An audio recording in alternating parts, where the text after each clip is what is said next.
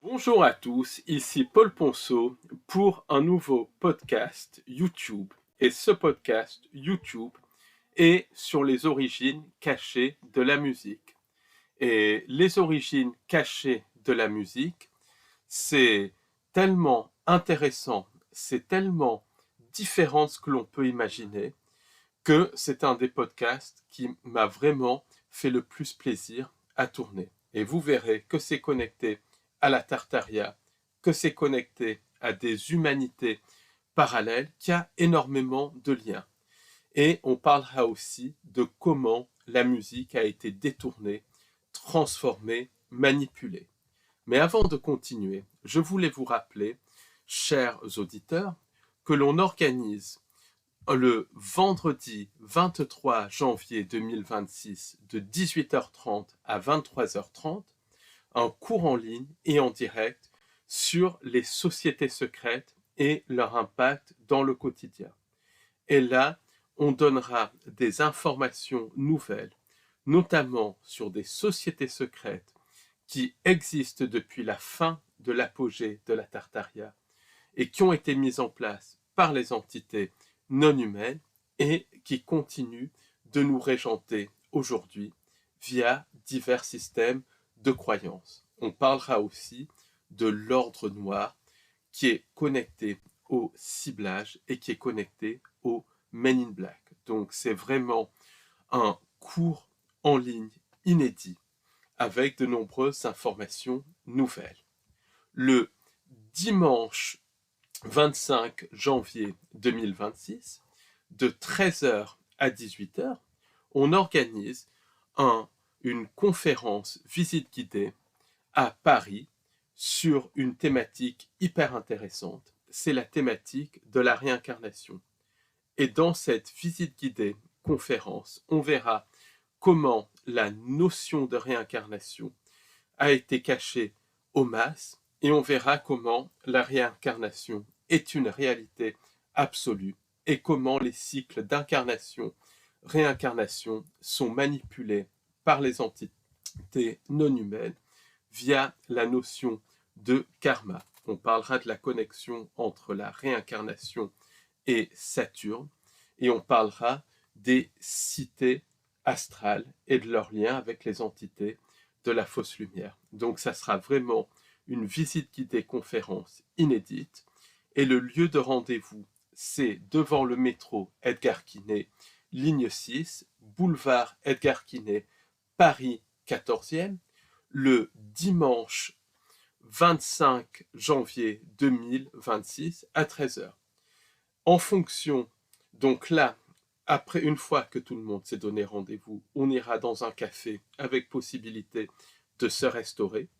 Et en fonction du temps, on visitera des lieux hantés parce qu'on fera le lien entre la réincarnation et la notion de fantôme. Donc ça va être vraiment une conférence en présentiel, visite guidée, très intéressante et très importante pour comprendre la nature de la réalité. Sachez également que le vendredi 30 janvier 2026 de 18h30 à 23h30, on organise un cours en ligne et en direct sur la thématique de l'opposition contrôlée, comment l'opposition contrôlée manipule le mouvement de vérité, mais on parlera plus de comment elle manipule le mouvement de vérité au niveau des cinq sens. Comment cette opposition contrôlée infiltre, comment elle met dans des voies de garage, et on fera ensuite le lien avec des entités non humaines qui contrôlent justement les systèmes de croyances. Et on introduira plusieurs types nouveaux d'entités. Donc ça sera le vendredi 30 janvier 2026, un cours en ligne et en direct de 18h30 à 23h30. Donc venez nombreux. Et maintenant, place au podcast sur la face cachée de la musique que nous avons tourné avec Léna jeudi dernier. Donc bonne écoute. On va parler alors, Paul, on va parler des origines de la musique, mais du côté occulte derrière les origines de la musique. Oui, Quel est ce côté occulte?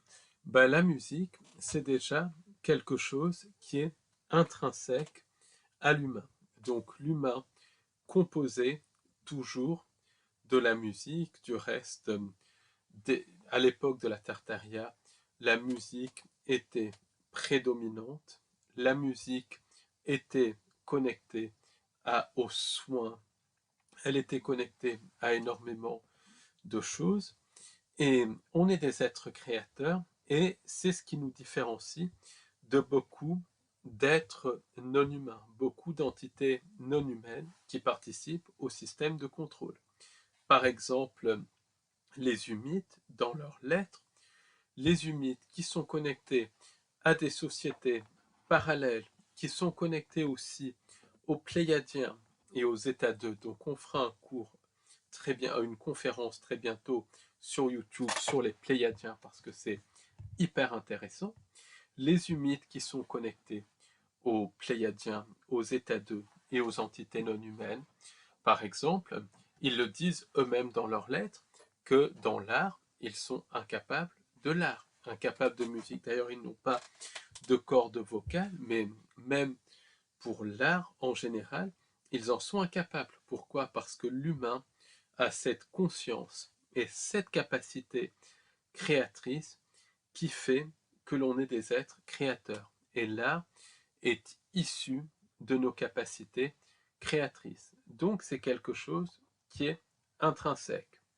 Mais quand on regarde les récits de chamans, notamment de chamans africains, de chamans aborigènes, de chamans celtes aussi, euh, donc dans leurs récits qui se transmettent oralement, on se rend compte que l'art du chant, l'art de la musique, a été transmis à l'humain. En tout cas, l'humain a vu son art dans la musique, qui était déjà là, ça c'est clair, mais l'art dans la musique a été amélioré, et c'est là où c'est hyper important, par une humanité parallèle, très positive, de petite taille. Et ça, c'est vraiment intéressant. Très intéressant. Parce que on peut faire les connexions avec le bretou, par exemple. Quand j'ai fait l'enquête sur le petit peuple, sur le bretou, avec Stéphanie Naton, elle parlait des bretous, justement, de certains bretous qui étaient extrêmement positifs.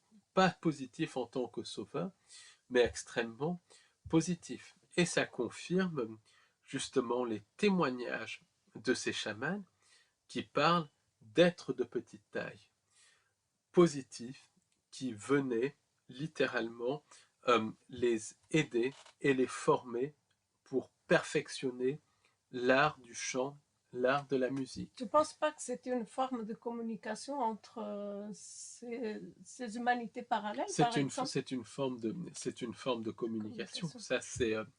Ça c'est absolument certain. Il y avait la musique qui était utilisée par l'humanité parallèle pour communiquer avec les chamans. Et, et par exemple, les chamans utilisaient cette musique. C'est les chamans pygmées qui parlent de ça, mais aussi les chamans celtes, amérindiens et aborigènes. Cette musique transmise par par le petit peuple, par cette humanité parallèle de petite taille et très positive, qui vivait plus ou moins parmi nous, qui était en tout cas intégrée. Il y avait une collaboration entre les deux sociétés. Je ne dis pas forcément que c'était la même société, mais il y avait une intégration, une communication, des échanges entre les deux sociétés. C'est cette humanité parallèle de petite taille ont donné l'art du chant et l'art de la musique pour justement guérir, pour soigner. Ça, les chamans utilisaient le son pour soigner. D'ailleurs, il y a toute une branche de soins. Il y a toute une qui de soins par le son. C'est ce qui s'appelle la musicothérapie, qui commence même à être acceptée par le mainstream. Donc, le son, c'est quelque chose qui soigne ou qui peut détruire, comme on peut le voir. Et c'est normal, Parce que c'est puisque des tout est fréquences. vibration, tout est fréquence, Fréquences. et on est fréquence, puisqu'on est dans une réalité matricielle. Donc, les chamans utilisaient le son, la chanson, pour soigner ou pour guérir. D'ailleurs, à l'époque de la Tartaria, les personnes allaient à l'église pour justement guérir. Il y avait les orgues qui guérissaient, la musique des orgues. Exactement. À l'époque de la Tartaria, cette connaissance par rapport à la musique, elle était utilisée, elle était utilisée pour soigner. Et les humains, les Tartariens, à l'époque de la Tartaria, donc qui était un faux âge d'or, particulièrement à l'apogée de la Tartaria, qu'on pourrait situer euh, à, dans la période qu'on pourrait appeler le Moyen Âge, même si c'est très très difficile de dater les choses parce que le temps, la timeline a été interférée, les humains, les Tartariens, allaient se soigner dans les églises. Et les orgues, ça correspondait, ça soignait les organes, the organs. Et il faut savoir qu'à l'époque de la Tartaria, les églises étaient des structures ouvertes où il n'y avait pas de vitraux, où il y avait des vitraux de couleur particulière, notamment ce qui s'appelle le bleu médiéval. Il y en a quelques-uns dans la cathédrale de Chartres qui émettaient une certaine lumière, une lumière qui relaxait et qui était là pour vraiment soigner les gens. Ils allaient soigner. Ça n'avait rien à voir avec des édifices religieux, ça n'avait rien à voir avec l'extraction de louche, c'était vraiment fait pour soigner. Donc le travail de Suzanne Martinez a montré que cette humanité parallèle de petite taille, du reste, ainsi que des géants, mais là on va s'intéresser aux humanités de petite taille, surtout, et coexister avec nous à l'époque de la Tartaria. Donc est-ce que c'était pas forcément la même civilisation, mais mais il y avait une coexistence.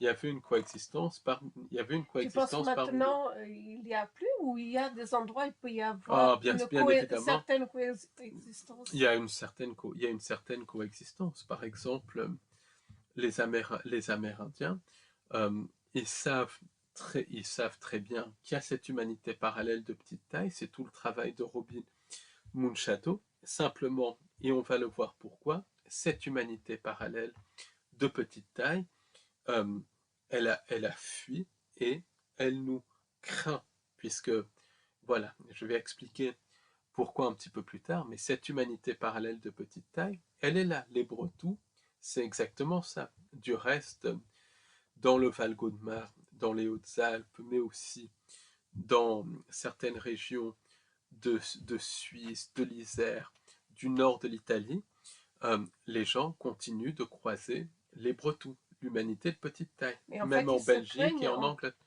ils se craignent, et les humains et ces humanités, Ces finalement. humanités se craignent. À Hawaï, il y a les Ménéunes. Les Ménéunes, les Hawaïens connaissent les Ménéunes. Et du reste, ils disent que quand les Ménéunes passent, comme ils nous craignent qu'il y a des conflits, il faut se baisser. Et il y a se baisser, se mettre à plat ventre en signe de respect. Et il y a énormément de conflits entre les Ménéunes et les humains, non pas parce que les Ménéunes sont méchants, mais parce qu'ils craignent l'humanité. Et ça, c'est quelque chose qui est très connu à Hawaï. Du reste, même David Paulides a fait le lien entre certaines disparitions et Est-ce les que tu Ménéunes. penses que c'est par rapport aux humains qui utilisent les technologies? Ben, Entre autres, ça peut être une je vais raison. expliquer, oui, c'est connecté Oui. aux technologies. Du reste, pour la petite anecdote, il y a eu des événements à Hawaï en 2023 sur lesquels je ne reviendrai pas ici, connectés à certaines armes à énergie dirigée, on va dire. Le but de ces événements, c'était en partie d'éliminer les populations de Ménéune. Pourquoi? Parce que ça remet tout en question nos origines, ça remet en question certaines théories qui sont véhiculées par les sociétés secrètes, et ça, les tireurs de ficelles ne le veulent pas. Mais à l'époque de la Tartaria, surtout à l'apogée de la Tartaria, il y avait cette coexistence entre l'humanité normale, l'Homo sapiens sapiens, et des géants et des humanités de petite taille. Et ça, il y a tout un travail de Suzanne Martinez qui montre que dans toutes les civilisations, il y a cette mémoire de la coexistence avec cette humanité de petite taille plutôt positive. Par exemple, en Amérique du Sud, il y a des pyramides de, il y a des pyramides donc construites de manière extrêmement fine, mais avec des entrées où un adulte doit s'accroupir pour entrer. Et ensuite, ça ouvre sur des galeries. Et ça a été construit par ces humanités parallèles. Euh, au niveau, par exemple, de, de la Chine, il y a une peuplade qui s'appelle les Dropas, et les Dropas font à peu près 1 mètre à 1 mètre 20 de haut, et ont énormément de connaissances sur la nature de la réalité. C'est connecté à ces humanités parallèles. C'est pareil en Russie aussi, il y a énormément d'êtres de petite taille qui sont aperçus. Même en France, il y en a un petit peu partout. Ces humanités parallèles sont encore là, mais elles ont une grande maîtrise des pouvoirs psychiques par rapport à nous. Elles ne sont pas prises dans toute cette matrice technologique, et donc elles nous craignent et elles nous fuient. Et et c'est bien pour elles, parce que sinon elles seraient littéralement phagocytées. Et vous allez dire, oui, mais dans des petits pays comme la France, parce que c'est petit à l'échelle mondiale, c'est pas possible qu'une humanité parallèle puisse se cacher.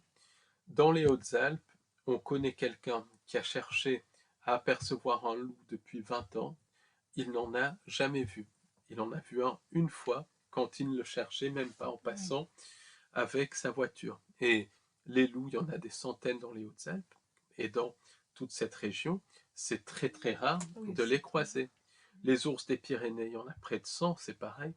Les rencontres sont extrêmement peu fréquentes, parce que c'est des animaux intelligents qui nous craignent. Oui, et puis il y Donc a les humains, beaucoup de forêts où il n'y a pas de maison, il n'y il n'y a a rien. absolument rien.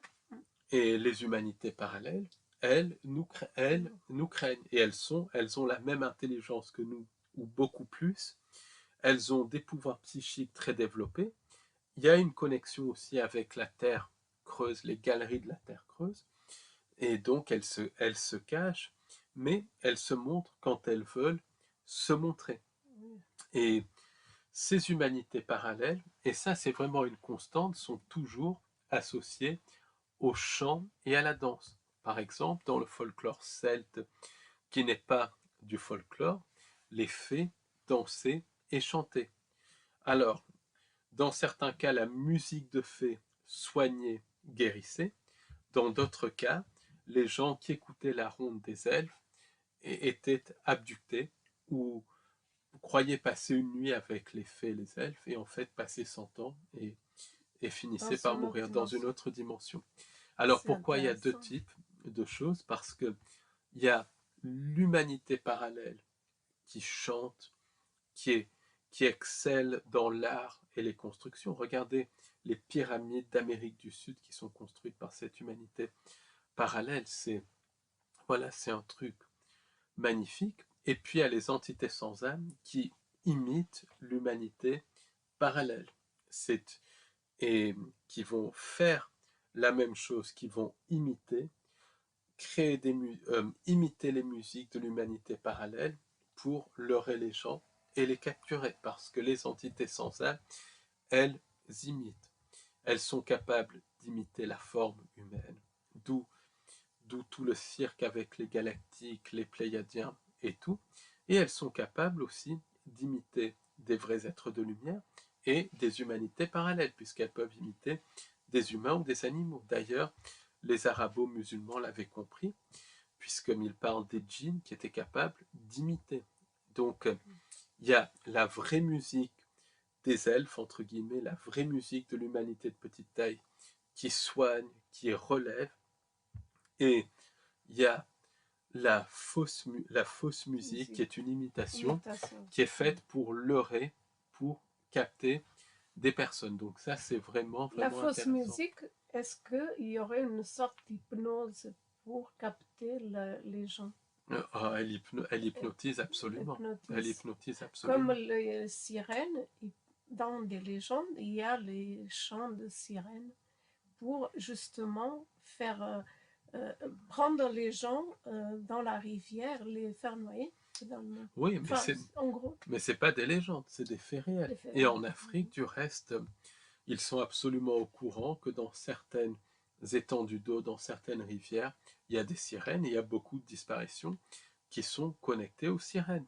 Simplement, en Occident, il y a un tel formatage de la part des sociétés secrètes, de la part du système, que les gens ont oublié ça. Pourtant, c'est une réalité. Et beaucoup de disparitions mystérieuses connectées à l'eau sont connectées à ces entités de type sirène, qui sont connectées aux entités. Qui ne sont pas comme on nous montre finalement. C'est pas du tout comme on le montre. C'est pas du tout. C'est connecté aux entités sans âme, aux intraterrestres, à des manipulations génétiques. Donc on en revient justement à l'époque de la Tartaria. À l'époque de la Tartaria, donc surtout après l'apogée de la Tartaria, du reste, mais pas seulement, c'est là où il y avait énormément de musique et de compositeurs qui excellaient. Il y avait Mozart, par exemple, Mozart, donc, qui, si ma mémoire est bonne, est mort à 36 ans et qui jouait devant toutes les cours d'Europe à l'âge de 9 ans, Beethoven, qui composait sourd, etc., etc. Donc on voit bien que même là, il y a quelque chose. Est-ce que tu penses qu'ils ont pu être inspirés par justement des êtres? Moi, je pense que c'est plus que ça. Par exemple, Beethoven, qui composait quand il était sourd. C'est quasiment impossible, ça ne tient pas debout. Après, il y a des gens qui composent comme Mozart à 9 ans. Ça, c'est clair. Mais la vérité peut être encore beaucoup plus fantastique. Moi, je me pose la question, des gens comme Mozart et Beethoven ont toujours été associés à des sociétés secrètes. Je n'en dirai pas plus ici. Et si Mozart et Beethoven n'étaient pas inventés de toutes pièces pour cacher l'origine non humaine de leur symphonie. Pas une origine d'entité sans âme, mais une origine non homo sapiens sapiens. Autrement dit, si les musiques de Mozart, Beethoven et d'autres compositeurs ne venaient pas de ces êtres de petite taille, de cette humanité parallèle de petite taille. C'est une possibilité. C'est une possibilité. Ou bien, il y a une possibilité qu'ils aient été inspirés, formés par ces humanités de petite taille. Mais quand on étudie l'histoire de la Tartaria, on se rend compte que beaucoup de faits historiques sont des mythes pour cacher l'existence de la Tartaria, de cette civilisation globale. Ça, c'est une certitude.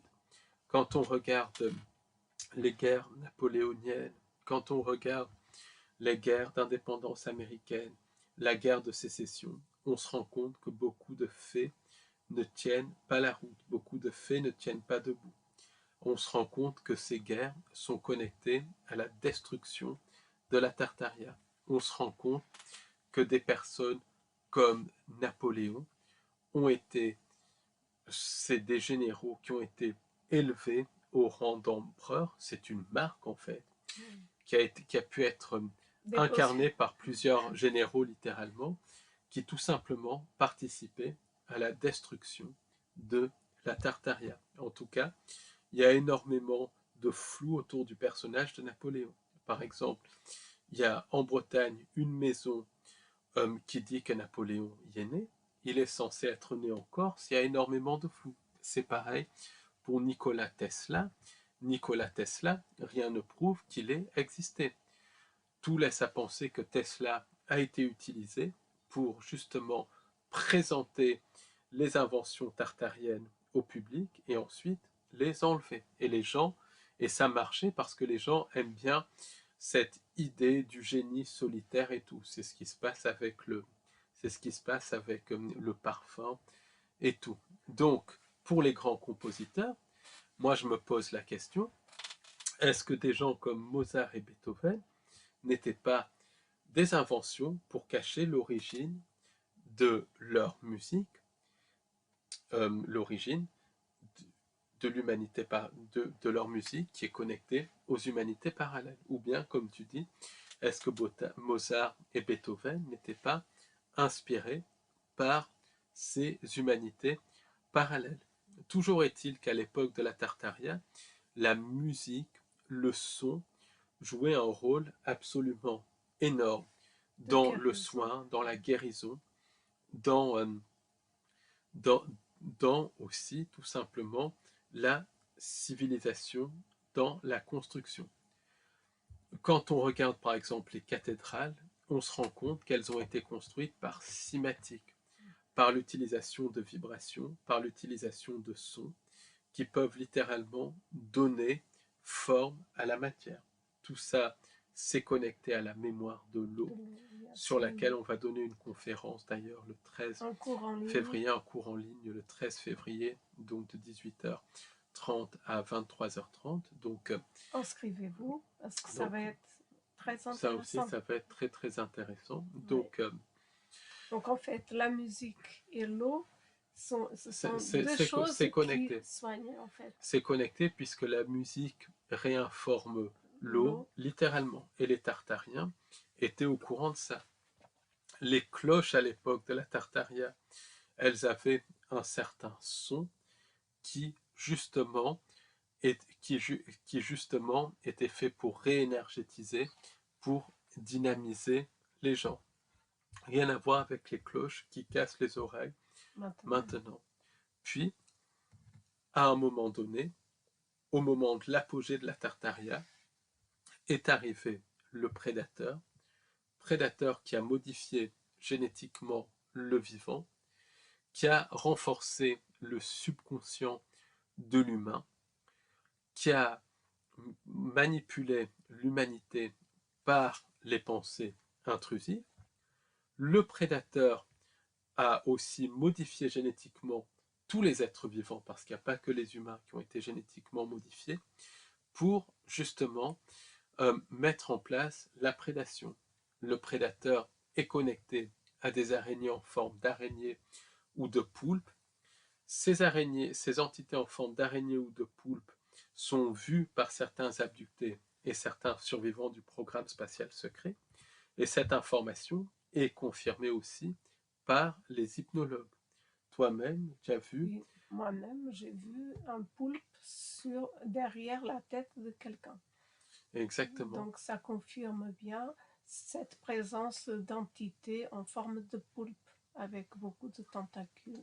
Exactement. Et c'est connecté au prédateur qui a fait apparaître la prédation, qui a renforcé le subconscient, modifié génétiquement l'humain et le vivant à l'époque de la Tartaria. Et le prédateur a modifié génétiquement certains humains qui sont devenus les familles impériales de la Tartaria, qui sont devenus les lignées sataniques qui nous gouvernent toujours aujourd'hui. Donc, le prédateur est apparu. Comment le prédateur a manipulé les humains à consentir aux lignées sataniques en créant des disputes qui sont devenues des conflits, qui sont devenus des guerres, et en faisant en sorte que les humains demandent un faux sauveur externe, puisque le prédateur a manipulé le subconscient et a mis en place le programme du faux sauveur externe. Qui est un programme très puissant sur tout le monde presque. C'est un tout programme. Le monde presque. Exactement, c'est très puissant. C'est ce ce qui dirige cette réalité. Il suffit de voir le cirque de l'actualité pour comprendre ça. Donc, les Tartariens, une fois que le prédateur les avait attaqués, ont demandé un sauveur. Et le sauveur, c'était les lignées sataniques qui avaient été mises en place par le prédateur. En plus, à l'époque de la Tartaria, tout laisse à penser qu'il y avait une infiltration de la société par des êtres d'apparence humaine issus d'autres dimensions, voire même par des humains issus du futur de la Tartaria. Donc ça, on avait fait, justement, on a fait un podcast sur le lien sur l'infiltration de Vénus et qui parle de tout ça, donc c'est quelque chose qui est extrêmement vaste. Toujours est-il que quand la Tartaria a commencé à chuter, il y a eu des guerres entre humains, mais aussi entre humains et humanité parallèles. Donc il y a eu une persécution terrible des géants. Cette persécution des géants, d'ailleurs, s'est confirmée par des enquêtes que j'ai faites en hypnose avec des hypnologues. Cette persécution des géants, on la retrouve aussi dans des textes sacrés comme la Bible et tout. On retrouve aussi des témoignages dans les légendes qui sont plus que des légendes. Après, il y a eu des néphilim aussi qui ont été créés par manipulation génétique et qui ont contribué au système de contrôle de l'humanité, qui étaient aussi des géants. Quoi qu'il en soit, les géants qui coexistaient avec les humains à l'époque de la Tartaria ont été persécutés et se sont réfugiés dans des galeries souterraines. Mais aujourd'hui, ces géants, ainsi que les néphilim du reste, sont encore présents. Et il y a par exemple au Brésil des photos qui montrent des géants dans Même des montagnes. récemment, Même il y très a eu récemment, un en cas 2015. récemment. Il y a eu quelqu'un au Canada qui a filmé un géant qui a ensuite disparu. Il y a des géants qui sont vus et filmés un peu partout. Un ufologue israélien, Barry Shamish, avait enquêté sur des apparitions de géants en Israël. Donc il y a des géants qui apparaissent un petit peu partout. Simplement, tout est mis sous le boisseau. Certains de ces géants sont des rémanents des géants de la Tartaria. D'autres géants sont carrément des néphilim. Et les néphilim sont beaucoup plus agressifs et psychopathiques. Il y a le cas du géant de Kandahar en Afghanistan, où un néphilim a littéralement attaqué des troupes américaines et il a fallu l'intervention des forces spéciales américaines pour maîtriser ce néphilim.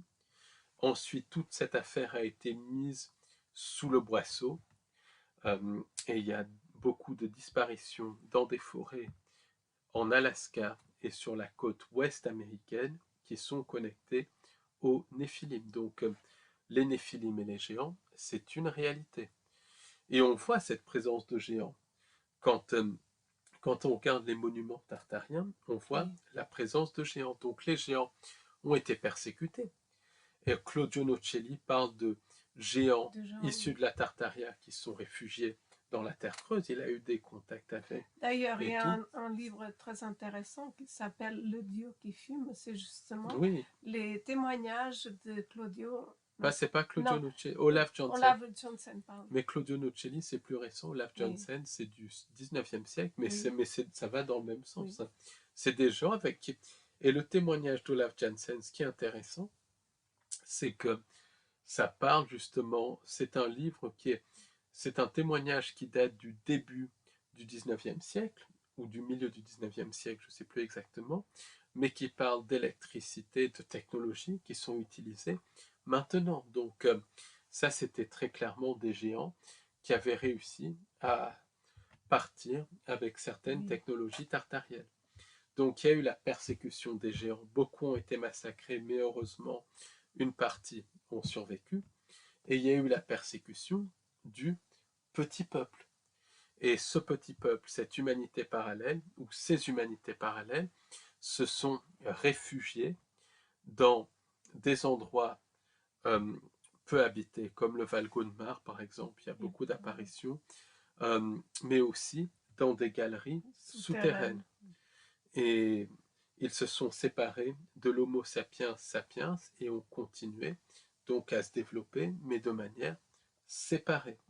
Donc ça, c'est vraiment C'est vraiment important à comprendre pour Donc en fait, il pourrait y avoir en France plusieurs galeries où il y aurait ces humanités de petite taille. Ah, bien sûr, il y a des Et témoignages. aussi des géants, pourquoi pas, des géants.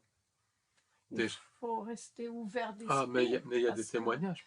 c'est vrai que Par exemple, en Alaska, il y a eu un géant de 6 mètres de haut, selon Tom Lyons, qui a été abattu par l'armée qui recherchait des personnes disparues.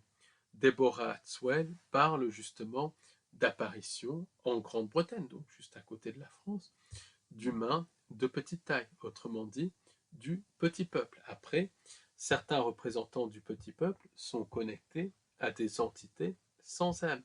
Donc, après, c'est difficile de faire la différence entre les deux, mais pour moi, il y a les deux. oui, Robin il y a le- Mulchado, elle, au Canada, elle a enquêté et elle a retrouvé des artefacts, des pointes de flèches, des petites chaussures, des choses comme ça, de cette humanité parallèle. Donc, cette humanité parallèle, d'ailleurs, Suzanne Martinez, elle explique qu'il y a une envie de persécuter cette humanité parallèle. Et elle se demande si certains événements, comme le tsunami de 2004, ne sont pas connectés à ça, cette envie d'exterminer ces humanités parallèles. Euh, de même, les événements de Hawaï de 2023 sont connectés à ça. Après, il y a divers projets de manipulation climatique, de manipulation de phénomènes oui, mais on ne naturels peut pas qui exclure expliquent ça. cette Ah, mais possibilité il y a une envie d'une envie, de les ouais. détruire, parce que c'est vraiment tabou et ils ont des connaissances, des connaissances sur la nature de la réalité, sur énormément de choses qui pourraient littéralement aider énormément l'humanité à transcender ce système de contrôle. Mais ce ne sont pas des sauveurs. Ils ont des connaissances, ils ne nous veulent aucun mal si on ne les dérange pas, mais ce ne sont absolument pas Pas de des sauveur. sauveurs. Donc, en tout cas, après la chute de la Tartaria, ces humanités parallèles sont parties, mais leur héritage, notamment en ce qui concerne la musique et le soin, est resté. Et ensuite, tout a été trafiqué.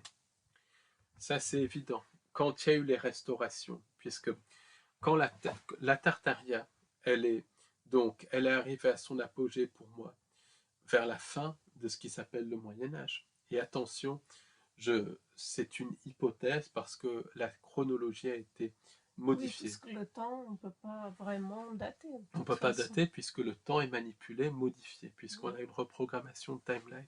En tout cas, vers 1350, à l'époque de la Tartaria, le prédateur est arrivé. Progressivement, la Tartaria a dévolué jusqu'à ce qu'il y ait le reset qui ait eu lieu vers, vers le 19e siècle, entre 1750 et 1850. Quand il y a eu le reset, la timeline Tartaria a été remplacée par une timeline synthétique qui est notre réalité, notre histoire. Donc les deux histoires coexistent, Coexiste. mais cet héritage des petits peuples issus de la Tartaria et de la Tartaria en général est resté. Et beaucoup de ces personnes qui avaient des souvenirs de l'ancienne timeline après le reset ont été placées dans des asiles de fous, parce que cette information ne devait pas se savoir. Les expositions universelles et tout ça ont été faites pour détruire cet héritage de la Tartaria. Alors pourquoi je parle de ça? Parce qu'après le reset, il y a eu cette envie de détruire tout ce système de soins mis en place par le son. Donc déjà, le son des cloches a été changé. Quand il y a eu des rénovations, et il y a eu des mouvements de rénovation au milieu du 19e siècle, après le reset, donc en France, en Grande-Bretagne, et un petit peu partout en Europe. Pensez à Viollet-le-Duc, par exemple, qui a restauré énormément de monuments en France. Il y avait le même mouvement en Angleterre. Les sons des cloches ont commencé à être modifiés. Ensuite, Le son, ensuite, la fréquence de la musique est passée de 432 Hz à 440 quand une certaine société secrète qui est arrivée au pouvoir en Allemagne dans les années 30 et qui nous dirige toujours a modifié le son. Quand les orgues ont été restaurés, les orgues ont été modifiés, changés. Et le son des orgues aujourd'hui, pour la plupart des orgues en tout cas, ne soigne plus. C'est un son qui parfois, du reste, est assez violent à entendre, ce qui n'était pas le cas avant. Quand il y a eu des événements comme ce qui s'est passé à Notre-Dame et tout ça, c'est aussi connecté à la modification de l'onde de forme, modification du son des orgues. Il y a toute une connexion avec le son. Ça va extrêmement loin. Ensuite, l'industrie musicale est apparue pour remplacer les compositeurs et les choses comme ça. L'industrie musicale, elle est connectée au contrôle mental, à la programmation mentale. Elle est connectée au satanisme et au réseau satanique. Par exemple, beaucoup de grands chanteurs, de grands musiciens ont été ou issus de réseaux sataniques ou alors ont été reprogrammés par les réseaux sataniques, tout un contrôle mental, par dissociation, par magie noire, par insertion d'entités et de choses comme ça. Ça, c'est Oui, en une fait, évidence. toute la musique, elle a été reprise, copiée, pour ensuite... En fait, ça a été, c'est devenu ce qui est aujourd'hui. Il y a des sons qui font mal aux oreilles, Et le non, ça. son, les mots, Alors, tout a été j'ai une modifié. information assez intéressante sur la musique. Oui. Par exemple, beaucoup de chansons sont produites dans le futur par l'humanité parallèle et sont ramenées dans le passé. Ensuite, une personne va jouer le rôle d'un chanteur, d'un musicien célèbre qui va soi-disant mettre au point une chanson qui devient un hit et tout ça. En fait, c'est bidon. C'est des musiques qui sont composées par des projets comme le projet Monto, qui existe encore sous d'autres dénominations, qui sont renvoyés dans le passé puisqu'il y a une manipulation du temps, et qui sont ensuite attribués à un chanteur qui n'existe pas forcément, et c'est utilisé pour le contrôle des masses. C'est des musiques de très mauvaise qualité, mais qui ont souvent quelque chose d'hypnotique à l'intérieur. Pourquoi? Parce qu'elles ont été chargées par de la magie du chaos, par des virus psychiques, donc qui sont des entités sans âme qui vont littéralement incruster, intégrer leur conscience collective synthétique dans un morceau de musique, et parce que derrière la musique, il y a tout un scénario en astral qui est programmé par des magiciens noirs et qui agit au niveau du subconscient. Après, il y a énormément de musiciens, de chanteurs modernes, de groupes de musique qui pactisent et qui volontairement rentrent dans les réseaux sataniques et tout ça. D'ailleurs, il y a beaucoup de musiciens de talent qui vont avoir un seul succès et puis après on n'en entend plus parler. Pourquoi? Parce qu'ils refusent de pactiser, donc ils sont mis aux oubliettes, dans le meilleur des cas, parce que dans les pires des cas, ça va plus loin. Mais beaucoup vont pactiser et vont littéralement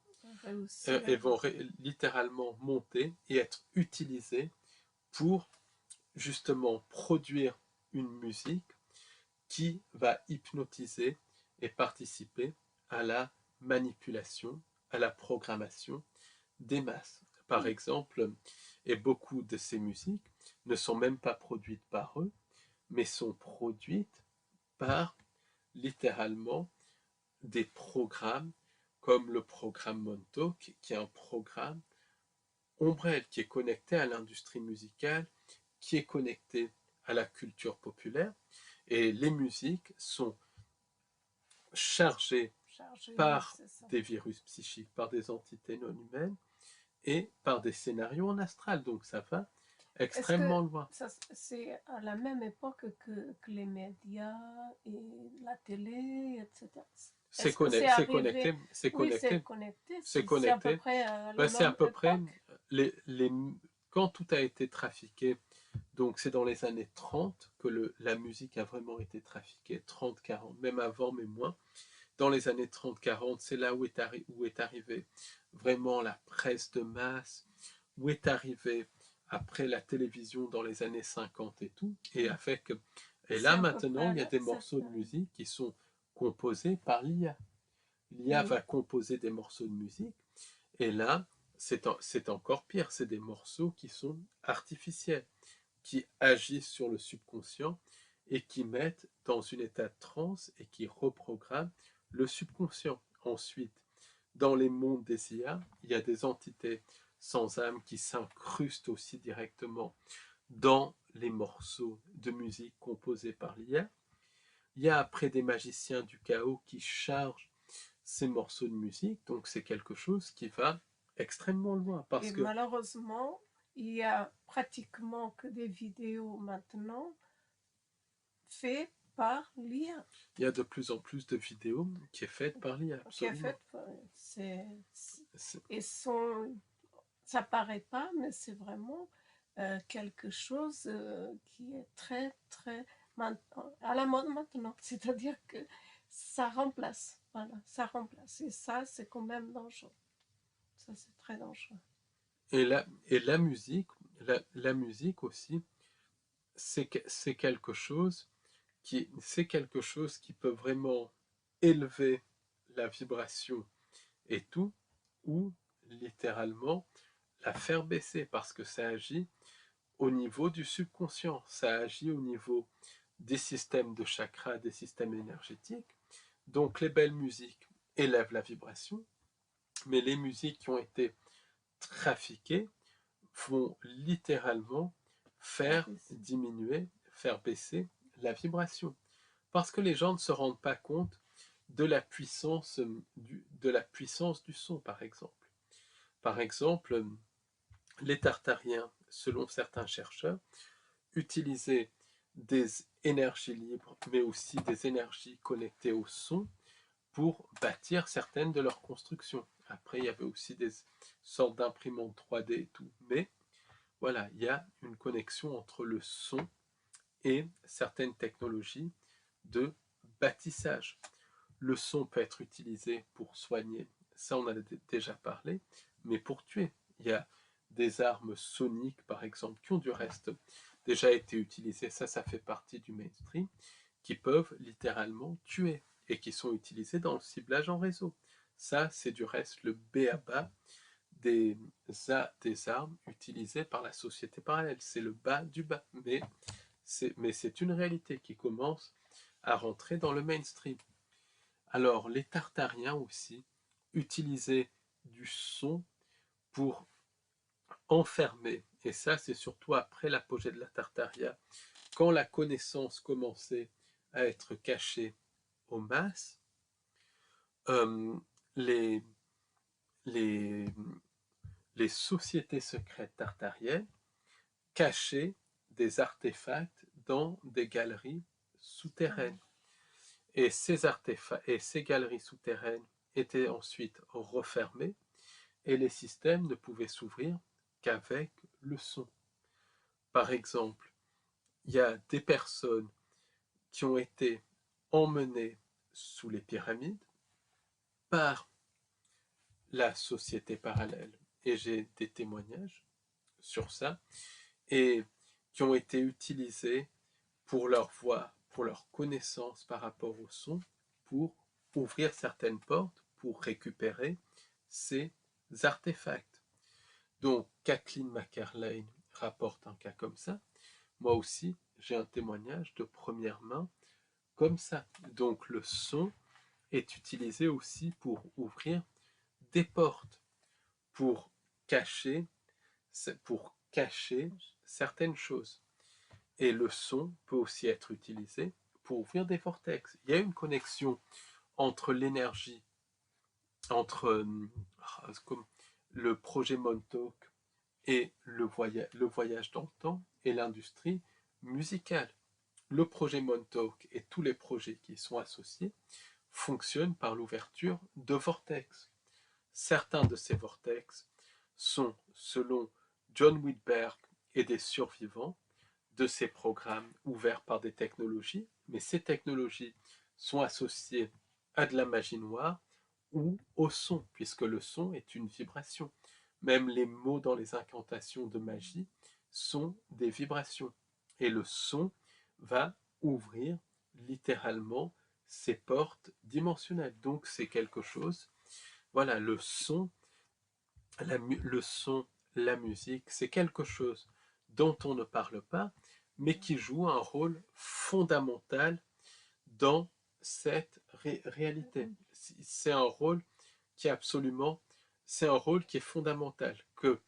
Et c'est normal puisqu'on est dans une matrice, on est dans une réalité qui est composée, une réalité vibratoire qui est onde, particules, fréquence. Donc c'est normal, logique que le son jouera un rôle extrêmement important.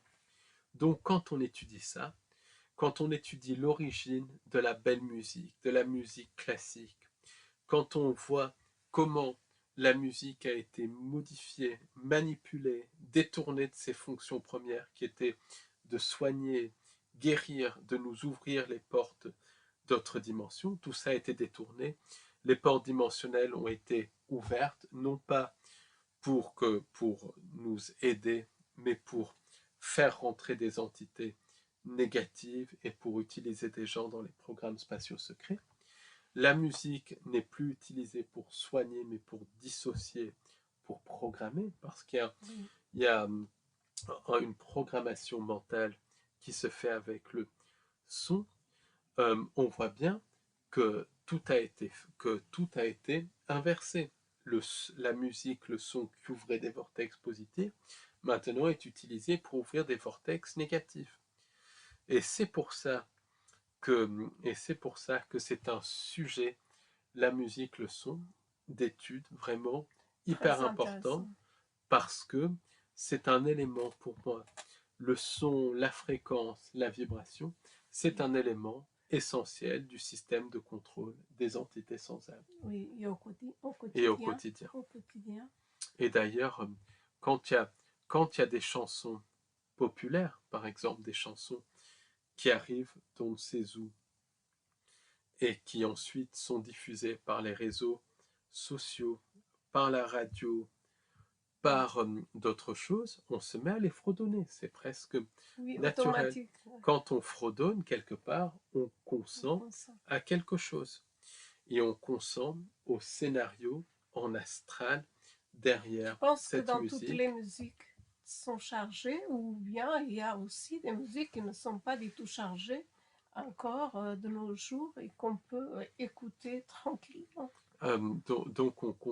Donc c'est ça, on consent à ça. Et derrière, il y a tout le scénario en astral, les entités et tout. Donc pour te répondre, je dirais oui, parce qu'il y a des musiques, il y a des musiques classiques, des anciennes musiques chinoises, bon, il y a des musiques qui ne sont pas chargées, mais il y a beaucoup de musiques qui sont chargées. Et ça va aller crescendo avec toutes les musiques mises en place par l'IA. C'est des musiques de plus en plus chargées, qui participent littéralement à la reprogrammation du subconscient.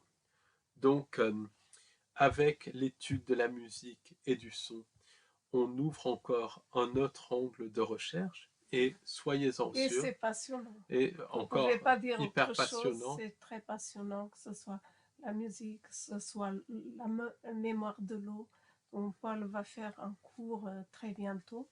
Donc, suivez-nous et vraiment soutenez-nous pour qu'on puisse vous transmettre un maximum d'informations nouvelles. Merci beaucoup. Merci et au beaucoup plaisir et de à vous très revoir. bientôt. À bientôt.